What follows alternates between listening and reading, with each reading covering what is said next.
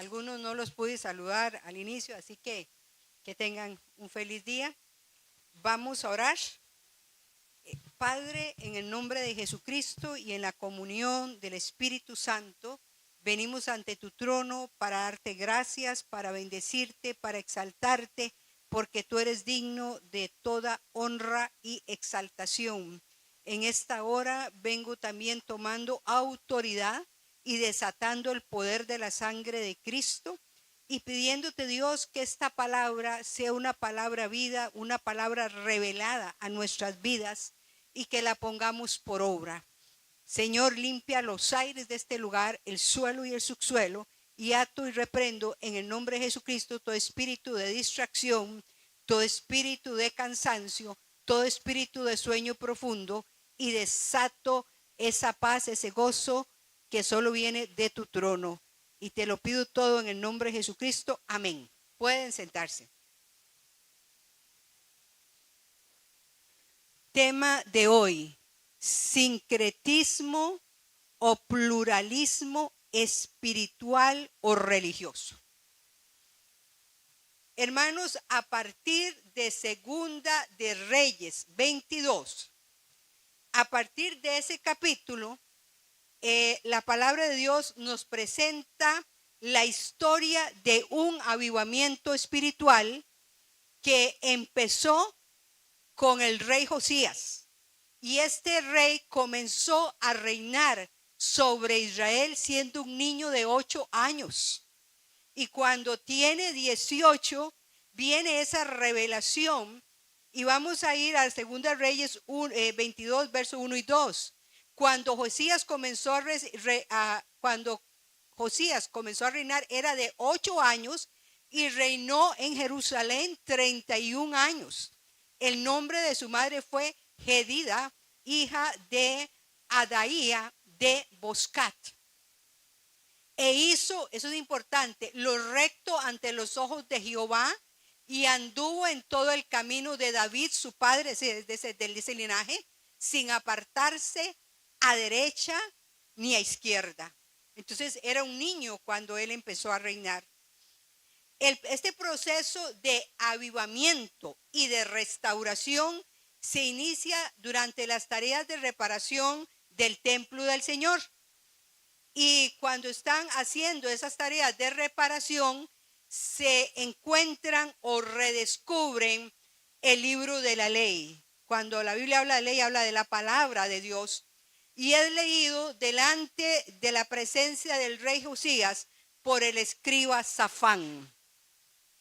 El rey Josías, que para ese entonces tenía 18 años, al escuchar la lectura, se quebranta, se arrepiente e inmediatamente busca la dirección, diciendo así en 2 de Reyes 22:13: id y preguntad a Jehová por mí, vea lo que hace el rey, y por el pueblo y por toda Judá, acerca de las palabras de este libro que se ha hallado, porque grande es la ira de Jehová que se ha encendido contra nosotros, por cuanto nuestros padres no escucharon las palabras de este libro. Y dice la palabra que él convocó a todo el pueblo de Judá a renovar el pacto con el Señor. Y él envía al escriba Safán y a otros sacerdotes a pedir la dirección y la oración de la profetisa Hulda, quien le da una palabra para él y también para el pueblo. Vamos a leer 2 de Reyes 22, 18 y 19. Eso es lo que le dice Hulda a la profetisa. Mas al rey de Judá, que os ha enviado, había enviado un séquito ahí, para que preguntéis a Jehová, diréis así: así ha dicho Jehová, el Dios de Israel, por cuanto oíste las palabras del libro y tu corazón se enterneció y te humillaste delante de Jehová, cuando oíste lo que yo he pronunciado contra este lugar y contra sus moradores, que vendrán a ser asolados y malditos, y rasgaste tus vestidos y lloraste en mi presencia, también yo te he oído, dice Jehová. Y la bendición que él iba a tener, le dijo que iba a morir y no iba a haber esa gran destrucción, producto de haber abandonado al Señor. Venía el juicio de Dios, pero él iba a morir y lo iban a enterrar con sus padres, o sea, y él no iba a ver esa destrucción por esa actitud de humillación y que se enterneció su corazón. El rey ordena, dentro de la reestructuración, ordena la eliminación de la idolatría en que había caído el pueblo de Israel. Y la descripción de este proceso que ya vamos a leer deja claro la decadencia y la degradación moral y espiritual en que había caído Judá, cuya capital es Israel. Y aquí me detengo a decirles algo. Con David, con Salomón, el reino estaba unificado y eran 12 tribus bajo un solo gobierno. Después de Salomón, el reino se divide en los reinos del norte, cuya capital era Samaria, 10 tribus ahí, y el reino del sur, o el reino de Judá, que estaba formado por la provincia de Judá, la tribu de Judá y la tribu de Benjamín. Y ellos mantenían la pureza espiritual, eran las que más mantuvieron la pureza espiritual. De hecho, estuvieron en pie un siglo más que los de Samaria, y la capital era Jerusalén. Entonces Judá era la provincia y estaba unido a otra tribu que se llamaba la tribu de Benjamín, que constituían el reino del sur. Entonces uno se pregunta, bueno, ¿qué pasó aquí? Que hubo tanta degradación moral y espiritual. Y hay una lista, yo quiero que leamos Segunda de Reyes 23, del 4 al 7 y luego brincamos al 10. Entonces mandó el rey al sumo sacerdote Hilcías, a los sacerdotes de segundo orden y a los guardianes de la puerta que sacasen del templo de Jehová todos los utensilios que habían sido hechos para Baal, para Cera y para todo el ejército del cielo, y los quemó fuera de Jerusalén en el campo de Cedrón, e hizo llevar las cenizas de ellos a Betel. Y quitó a los sacerdotes idólatras que habían puesto los reyes de Judá para que quemasen incienso en los lugares altos en las ciudades de Judá y en los alrededores de Jerusalén, y asimismo a los que quemaban incienso a Baal, al sol y a la luna y a los signos del zodiaco y a todo el ejército de los cielos. Hizo también sacar la imagen de Acera fuera de la casa de Jehová, fuera de Jerusalén, al valle del Cedrón, y la quemó en el valle del Cedrón y la convirtió en polvo, y echó el polvo sobre los sepulcros de los hijos del pueblo. Además derribó los lugares de prostitución idolátrica que estaban en la casa de Jehová, en los cuales tejían las mujeres tiendas para cera.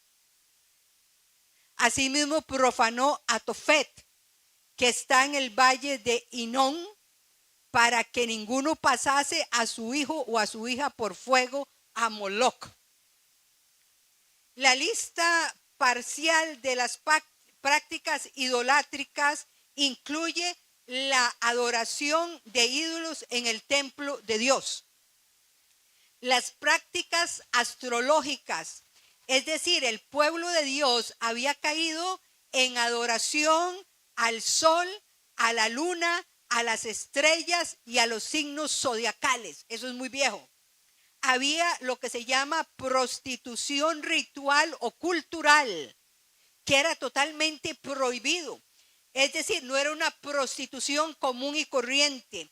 Él derribó las casas de los sodomitas, esos prostitutos y prostitutas del templo, que eran una práctica de los cultos cananeos de Baal y Acera, donde mezclaban la inmoralidad sexual con la adoración a sus dioses. Entonces él quitó todo eso, esas casas, esas personas dedicadas a la prostitución cultural o ritual, una práctica, ya le digo, de los cananeos y relacionados con Baal y Acera. Y también dice que quitó sacrificios rituales a los niños, que eso era, dice que para Jehová era abominable, no hagáis esas cosas. ¿Y quién es Moloch? Es un dios principal de los amonitas, también conocido como Milcom. ¿Y qué hacían esta gente? Esta gente ofrecía sus niños en sacrificio a ese dios Moloch o Milcom y los quemaban, los pasaban por fuego, los quemaban. Esos eran prácticas paganas, pero que se había metido en el pueblo de Dios. Uno dice, pero bueno, ¿a dónde empezó esa degradación moral y espiritual? Era una práctica abominable tomada de esos pueblos vecinos que estaban bien advertidos, que por eso Dios los echaba de esas tierras. Y Dios lo condenó fuertemente en Levítico, en Jeremías 7, en Jeremías 32. Y entonces uno se pregunta, es una pregunta que yo me hice cuando hice este tema: ¿cómo pudo Judá, esas dos provincias, esas dos tribus, que era el reino de Judá, Benjamín y Judá, caer tan bajo en lo espiritual y en lo moral, teniendo esta advertencia en Levítico 18 del 9 al 14? No sé si se las di, si no yo lo leo. Entonces vamos a ir, si tienen Biblia, siempre tengan Biblia a mano, en Deuteronomio, no Levítico, sino Deuteronomio, que es de los 5 libros del Pentateuco, el último, Deuteronomio 15, y dice, Deuteronomio 18, el 9 al 14, ahí está. Dice, amonestación contra las costumbres paganas. Les dice el Señor: cuando entres a la tierra que Jehová tu Dios te da, no aprenderás a hacer según las abominaciones de aquellas naciones. Vamos a ver. Si no, volvemos a abrir aquí. Por eso es importante traer Biblia, porque cuando ese es el 9, que no aprendieran: no se ha hallado en ti quien haga pasar a su hijo o a su hija por el fuego, o sea, pasarlos a Moloch, ¿no? O Milcom, ni quien practique adivinación, ni agorero, ni sortílego, ni hechicero, ni encantador, ni adivino, ni mago, ni quien consulte a los muertos, porque es abominación. Algo que es abominable es algo que Dios aborrece.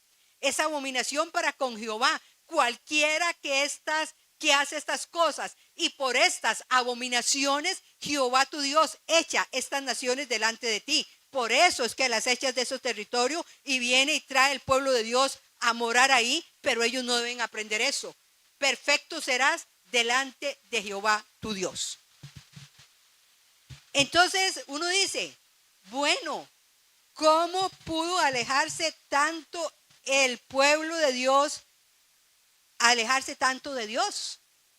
Y para dar respuesta a estos interrogantes, a estas preguntas que yo me hago, que me imagino que usted se hace, debo referirme a uno de los mayores peligros que confronta la fe cristiana, y este es el sincretismo espiritual o religioso, que fue lo que sucedió ahí, y que realmente esto viene desde Salomón. El sincretismo ha representado y representa un arma poderosísima, escúchenme bien, para alejar a las personas del Dios verdadero. ¿Por qué? Porque se basa en la pretensión. El sincretismo es la pretensión de conciliar o unir creencias religiosas antagónicas. Y cuando yo hablo de antagónico, hablo de algo que es opuesto, algo que es contrario, algo que es incompatible con respecto a otra cosa. El cristianismo y el judaísmo nada tenía que ver con esas costumbres, porque desde los 10 mandamientos estaba prohibido la idolatría y todas esas prácticas paganas. El sincretismo religioso o espiritual es una mezcla, y fue lo que pasó ahí, una mezcla o fusión de creencias prácticas, símbolos, tradiciones de diferentes religiones para formar una nueva expresión religiosa o espiritual. Pero ¿saben cuál es el problema del sincretismo religioso o espiritual? Que es una alteración, señores, es una distorsión de las enseñanzas originales, en este caso, de la palabra de Dios. Y nos alejan. El sincretismo religioso es un arma poderosísima para alejar a las personas del Dios vivo. En palabras sencillas, el sincretismo religioso es mezclar religiones o creencias para formar una nueva. Desde una perspectiva bíblica, muchas personas hablan de sincretismo cuando se mezclan enseñanzas de la Biblia o de la palabra de Dios con prácticas y con creencias que vienen de otras religiones o filosofías. Podemos caracterizar el sincretismo como un proceso, y los procesos llevan tiempo, un proceso mediante el cual ciertos aspectos, prácticas o creencias de una religión son asimiladas e incorporadas a otra religión, que realmente van a formar otra, no es la original. En su expresión contemporánea, y cuando yo hablo de contemporáneo es actual, en la expresión actual del sincretismo se sostiene que no existe ninguna revelación única y exclusiva de Dios. Eso dicen ellos, que no hay ninguna revelación única y exclusiva de Dios, y que usted puede alcanzar a Dios mediante caminos plural y modos diferentes. Pero la palabra de Dios nos dice en el Salmo 32:8, te haré entender y te enseñaré el camino. No dice los caminos, el camino en que debes andar. Y sobre ti fijaré mis ojos. Y si ustedes van a Hebreos 2:13, dice así la palabra: y haced sendas derechas para vuestros pies, para que lo cojo, si usted anda cojeando, no se salga del camino, sino que sea sanado. Y el camino en la Biblia, en el Nuevo Testamento, representa a Jesús. El camino representa a Jesús. Hagan sendas derechas para vuestros pies, para que lo cojo, el que anda cojeando, no se salga, sino que más bien sea sanado en ese camino que es Jesús. Eso significa que debemos llevar una vida de obediencia, de rectitud y de propósito, quitando los obstáculos para evitar caer espiritualmente. Y en San Juan 14:6, que es un versículo súper conocido, es Jesús el que está hablando. Jesús les dijo: yo soy el camino. No dice que los caminos. Hay gente que dice que muchos caminos llevan a Roma, y claro que sí, pero le digo que a Dios Padre solo Jesús. Y él dijo: yo soy el camino y la verdad. Y en todos hay una I. Y la vida. Nadie llega al Padre sino por mí. Entonces Jesús dice que Él es el camino, es otro término, la verdad y la vida. No dice los caminos, el camino, un único camino. Y luego en el Salmo 119, 160, el salmista dice: la suma de tu palabra es verdad y eterno todo juicio de tu justicia. Entonces, ¿qué es la verdad? Cristo y su palabra. ¿Por qué? Porque Dios se revela al hombre en forma natural y a través de su palabra. Y cuando digo la revelación natural, es como dice el salmista: cuando veo los cielos, obra de tus manos, dice las estrellas, la luna, digo, ¿qué es el hombre para que de él te acuerdes? Porque cuando uno ve toda la magnificencia de Dios, dice, bueno, tiene que haber un ser superior. Pero esa revelación no es suficiente, porque algunos cayeron en adoración al sol y a la luna. Entonces por eso Dios se revela a través de su palabra. la palabra profética más segura que nos dice Pedro, la cual hacéis bien en estar atentos como antorcha que alumbra en lugar oscuro. La palabra de Dios trae luz, trae claridad a nuestras vidas. Hoy día, a este sincretismo religioso o mezclas de creencias y religiones se le llama pluralismo religioso. Y el ambiente espiritual de nuestros países apesta, señores, con el olor del sincretismo religioso, que no es más que una aberración.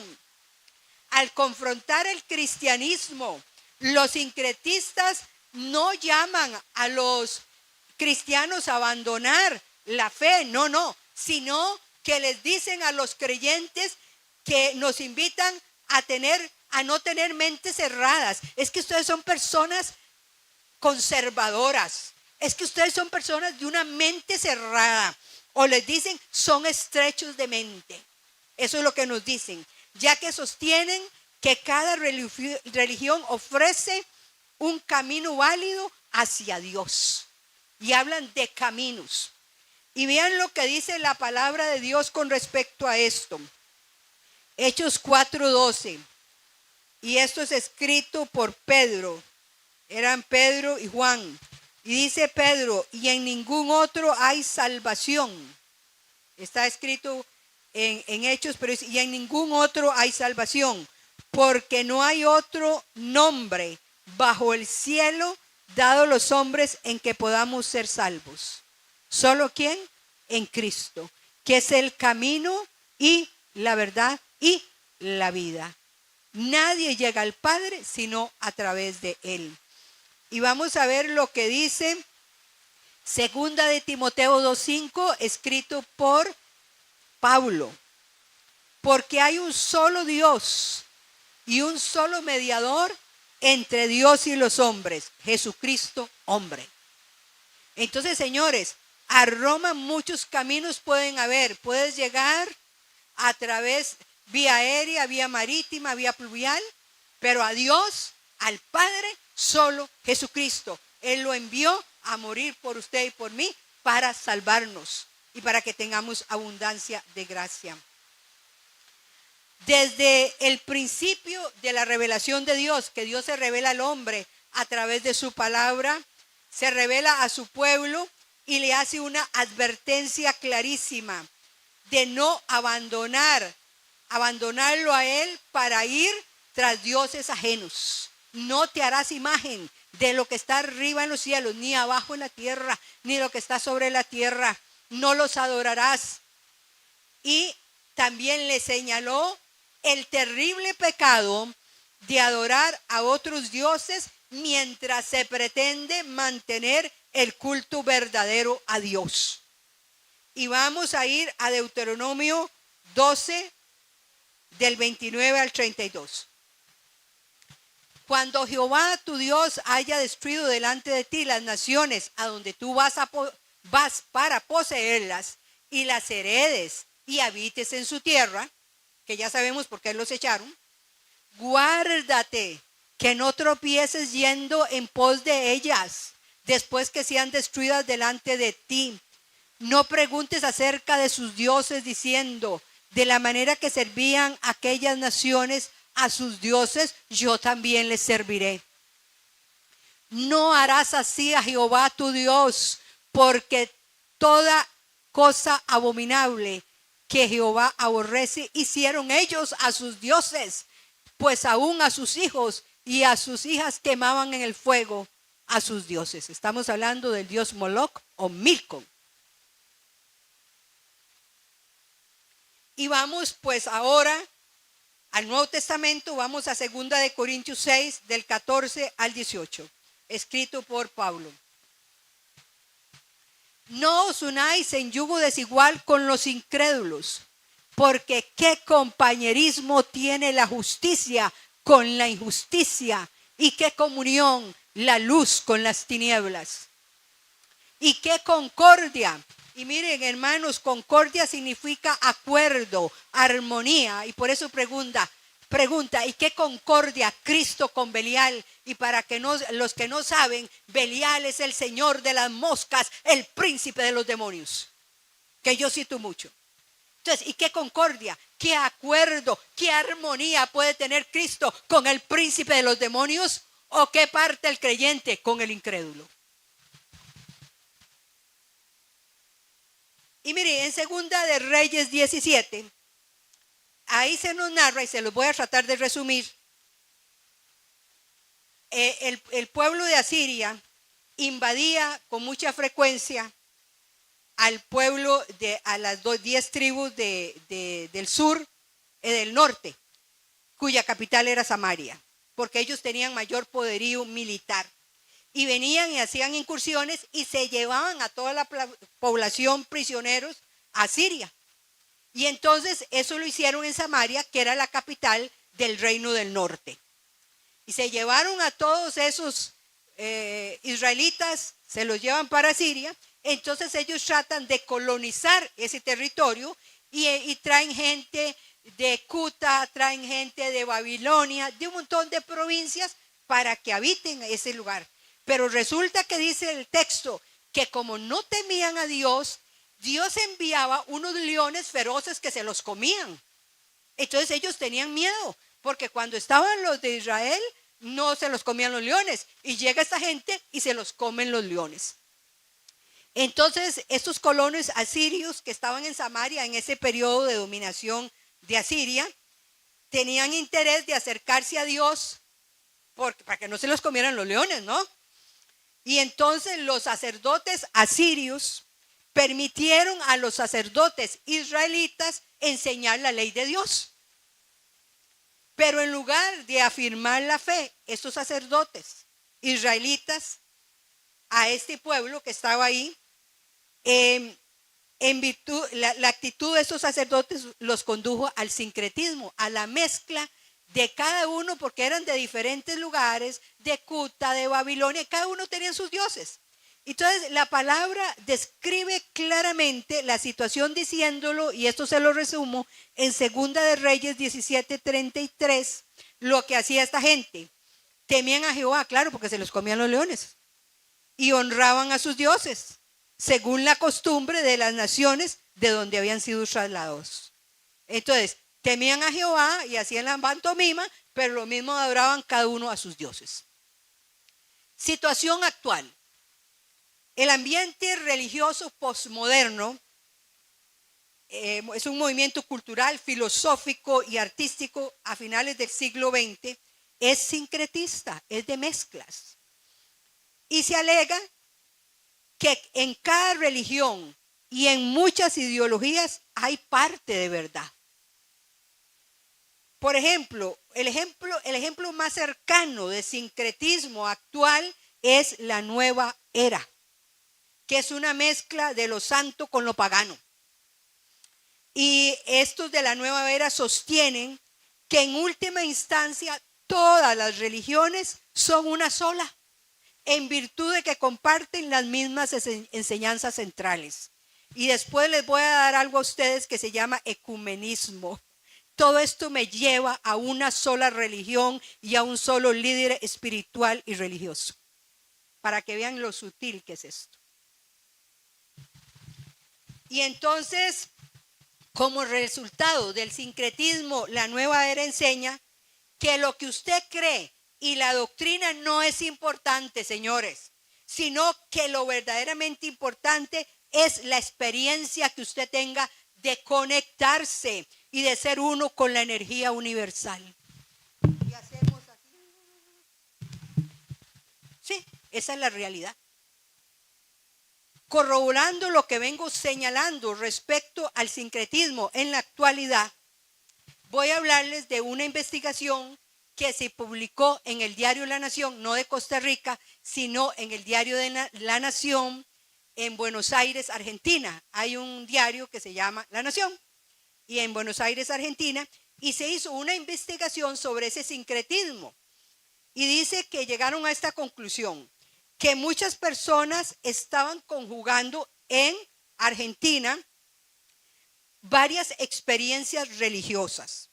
Por un lado, participaban en peregrinaciones a la Virgen de Luján, que es la patrona de Argentina, la Virgen de Luján, de Uruguay y de Paraguay, para el que no sabe. Entonces, harían peregrinaciones para la Virgen de Luján, pero alternativamente algunos asistían a campañas pentecostales y a veces a ceremonias de cultos afro-brasileños. Y les encantaba y se entusiasmaban con la angeliología, que esto es de la nueva era, señores, que es totalmente satánico, y les encantaba el budismo. ¿Cómo la ven? Qué licuado más extraño. Cada generación de cristianos debe enfrentarse con la tentación que representa el sincretismo. Y a esa tentación, señores, esta tentación del sincretismo puede tomar diferentes formas. A veces, al procurar ser creyentes modernos, actualizados, personas que estamos muy al día, podemos resultar aún en forma inconsciente, espiritualmente permeables a filosofías seculares o a creencias extrañas a la fe cristiana. En otras oportunidades, a veces al evangelizar y en el deseo de tender puentes y respetar diferentes marcos culturales, que eso es de Dios, uno tiene que ser respetuosos de la opinión ajena,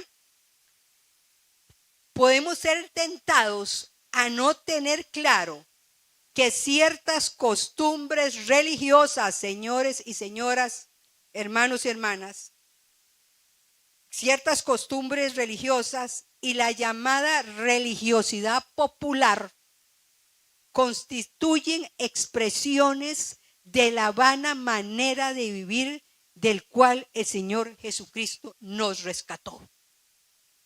¿Y quién es? Jesucristo es nuestro único fundamento. Y los demás vean a ver cómo sobreedifican. A veces hemos permitido que las tradiciones humanas las ponemos por encima de Dios cuando el Señor nos dice no hagáis tal cosa. Voy a ponerles un ejemplo.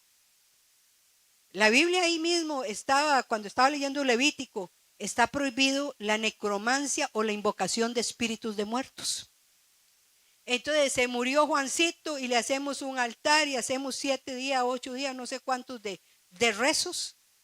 Y usted, conociendo la palabra, va a invocar espíritus de muertos, que está totalmente prohibido por la palabra de Dios. El muerto ya muerto está. Usted debe aprender y orar por los que están vivos, por los que están ya muertos, ya no se puede hacer nada. Eso es un principio básico. El sacerdote debe saber distinguir entre lo santo y lo profano, entre lo bueno y lo malo.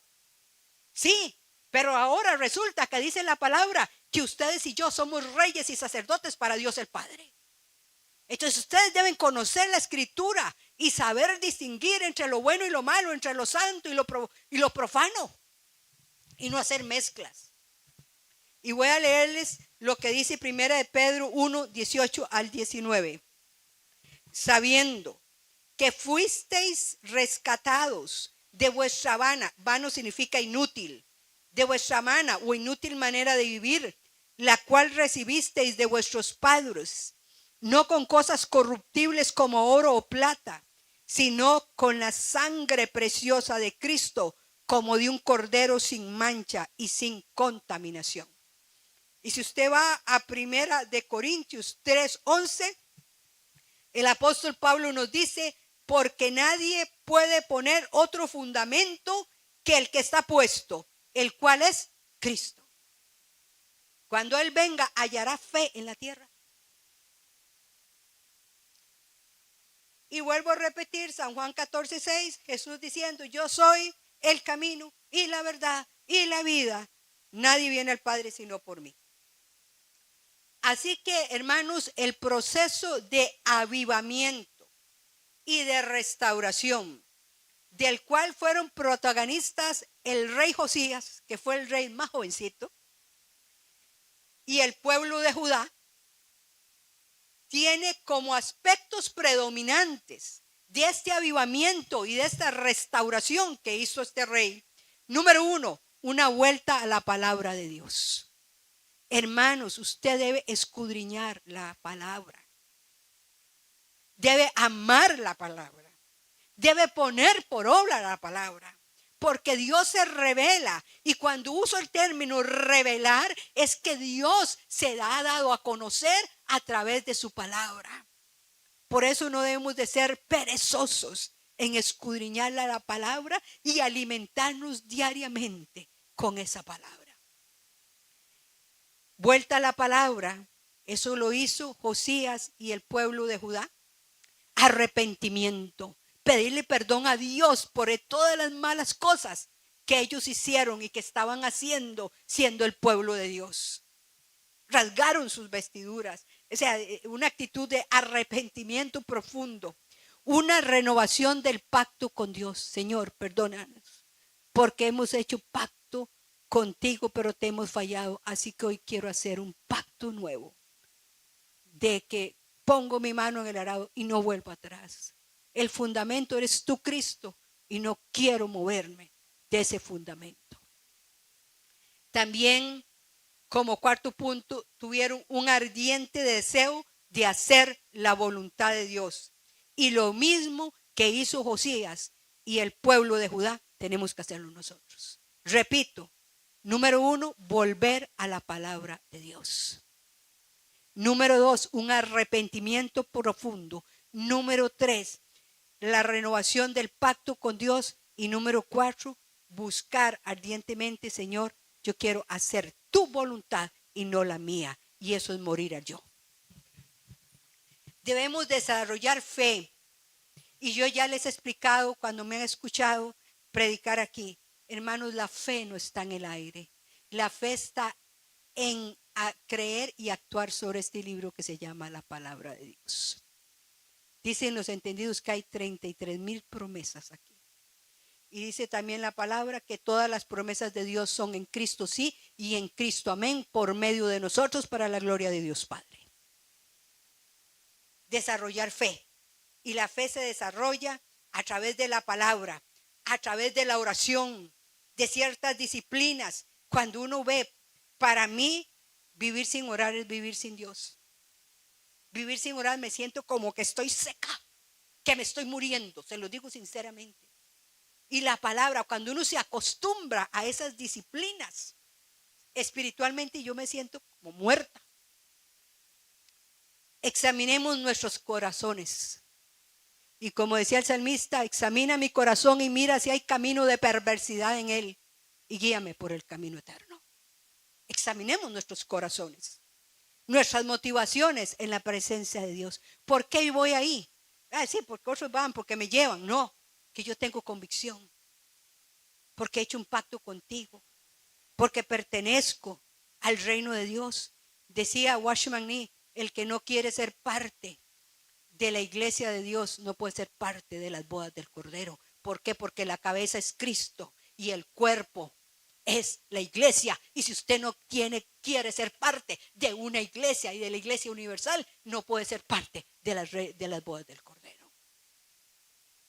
Ay, yo soy creyente, pero yo no me congrego. Señores, si parte de la palabra dice, no dejéis de congregaros como algunos tienen por costumbre, sino dándoos ánimo, porque el día del Señor se acerca. Y tengo que decirles, porque uno dice, ¿qué pasa?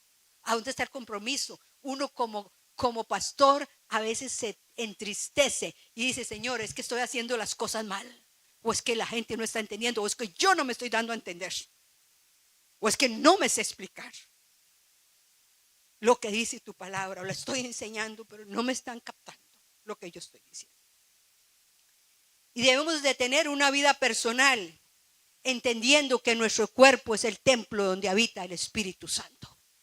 Que Dios no habita en templos construidos por hombres, sino aquí.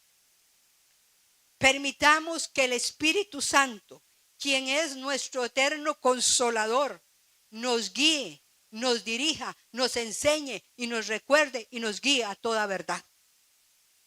Hermanos, despojémonos, quitémonos de actitudes, quitemos actitudes, maneras de pensar y creencias que resultan en un estorbo a la hora de tener comunión con Dios y que nos estorba para servirle.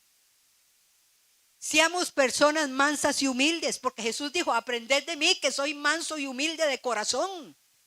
Tenemos que ser personas mansas y humildes de corazón, siempre respetuosos de los puntos de vista de otras personas, pero teniendo espiritualmente muy claro que usted es un hijo de Dios y que no es posible para un hijo de Dios, para un creyente, armonizar las verdades de la palabra de Dios con los principios y valores del mundo. Usted tiene que tenerlo claro.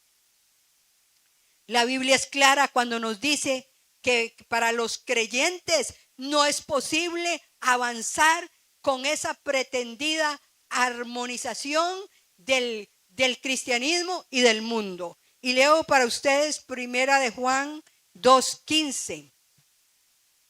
No améis al mundo, ni las cosas que están en el mundo. Si alguno ama al mundo, el amor del Padre no está en él. Porque todo lo que hay en el mundo, los deseos de la carne, los deseos de los ojos y la vanagloria de la vida, no proviene del Padre, sino del mundo. ¿Y qué pasa? Y el mundo pasa y sus deseos, pero el que hace la voluntad de Dios permanece para siempre. ¿Por qué? Porque el Señor nos ofreció vida eterna. Que el Señor nos llene de sabiduría, nos llene de su gracia para predicar y vivir sin adulterar, sin alterar el mensaje de nuestra salvación, el mensaje de la palabra de Dios. Y debemos devolvernos como Josías a la palabra, al arrepentimiento, a hacer pacto con Dios y a un deseo de ardiente por hacer la voluntad de Él. Quiero terminar diciéndoles que la conducta recta, todos queremos tener una conducta recta, tiene sus raíces en el entendimiento correcto. La conducta recta tiene sus raíces en un entendimiento correcto y ustedes tienen que tener un entendimiento correcto de la palabra de Dios. Si alguna persona ha venido hoy o si ha venido pero realmente nunca ha entendido lo que es nacer de nuevo. San Juan 3, el diálogo de Jesús con Nicodemo, que llega de noche, quizá para que no lo vean, un principal entre los judíos, miembro del Sanedrín, una persona muy importante, gobernante, llega de noche y le dice a Jesús, maestro, ¿qué hay que hacer para entrar al reino de Dios? Jesús le dice, ¿eres tú maestro de Israel y no sabes esto?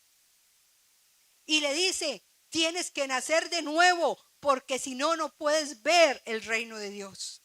Y luego le dices, tienes que nacer del agua y del espíritu, porque si no, no puedes entrar. Porque una cosa es ver y otra cosa es entrar.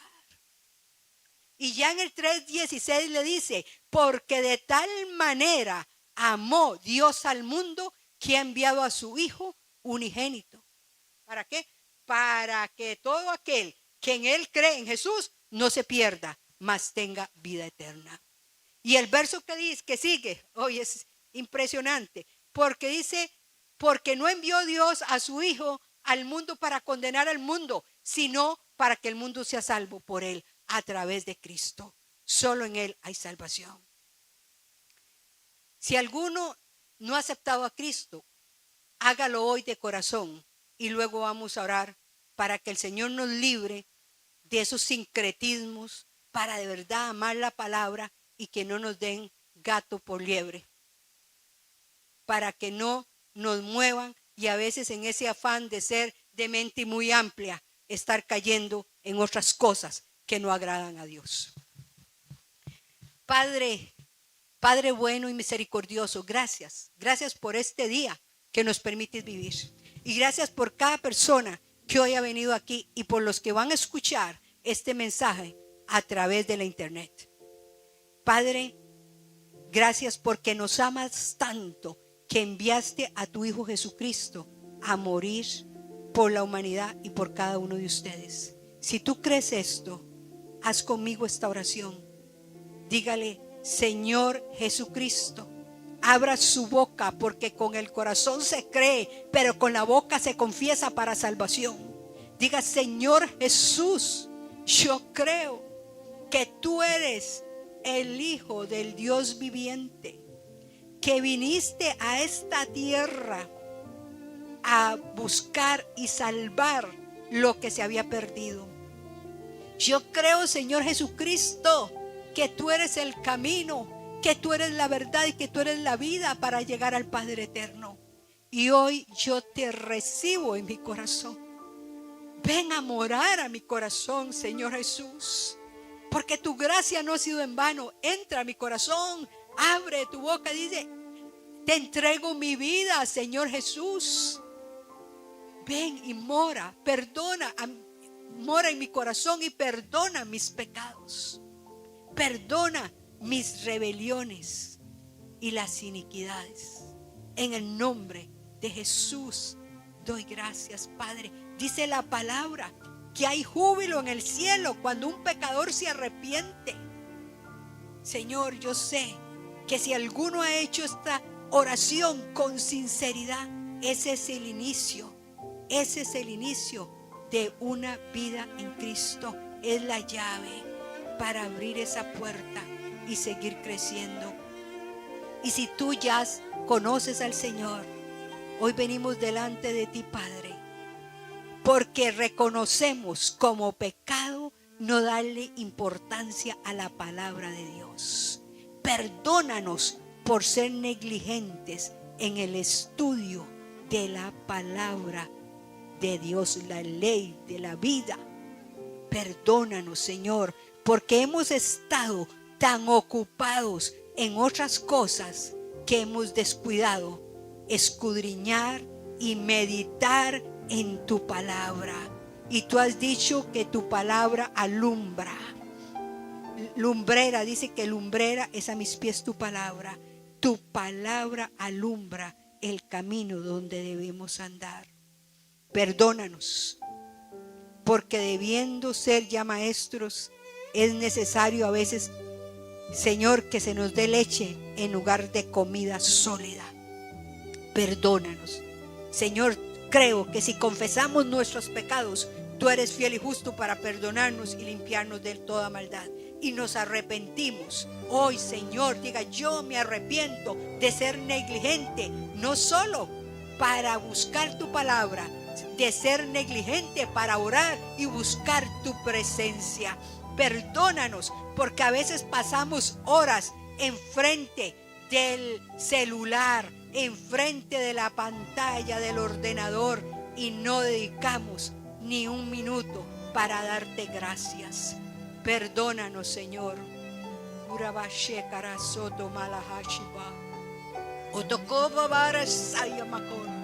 Y Señor, hoy renovamos el pacto contigo. Diga: Señor, yo anulo todo pacto que había hecho en el pasado, tal vez con el enemigo, y hoy hago un pacto, un nuevo pacto contigo, Jesucristo, con la sangre que derramaste en la cruz del Calvario. Mi pacto contigo, Señor Jesús, de seguirte, de buscarte a tiempo y fuera de tiempo. Un pacto de obediencia a ti hasta que tú vengas por nosotros. Y Señor, Padre eterno, queremos hacer tu voluntad. Queremos crecer en la gracia y en el conocimiento de nuestro Señor y Salvador Jesucristo. A Él sea la gloria y la honra por los siglos de los siglos. Amén. Que Jehová te bendiga y te guarde. Que Jehová haga resplandecer su rostro sobre ti. Que Jehová alce su rostro y ponga en ti paz. Y que la paz de Dios, que sobrepasa todo entendimiento, guarde vuestros corazones y pensamientos en Cristo Jesús. Amén. Tengo que darle